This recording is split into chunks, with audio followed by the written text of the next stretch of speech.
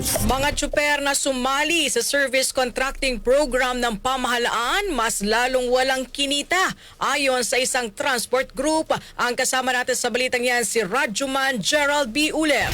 RMN Live Report.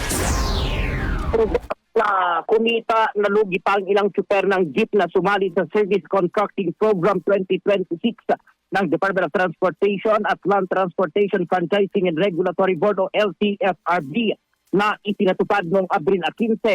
Sa ilalim ng programa, ang mga sasaling jeepney drivers at operators ay kailangan magbigay ng 20% fare discount sa lahat ng mga pasahero ng public utility vehicles nationwide.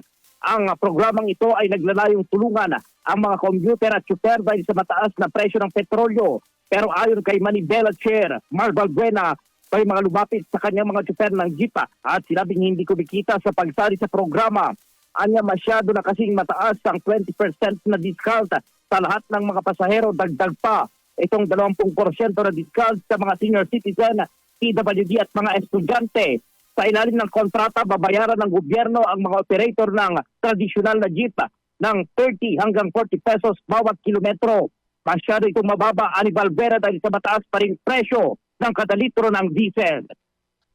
Ang laki ng discount, talagang ini-insist ng mga pasahero yung discount. Sinasabi ko na noon pa, kaya ako nung nagsabi ako na dapat pinakamababa yung 50 pesos o 60 pesos dapat na bayad sa mga traditional jeepney pa lang. Iba pa yung computation sa modern units. Sabi ko nga sa isang biyahe namin sa 40 pesos pa lang, 7 pesos o 8 pesos yung matitira bawat pasahero.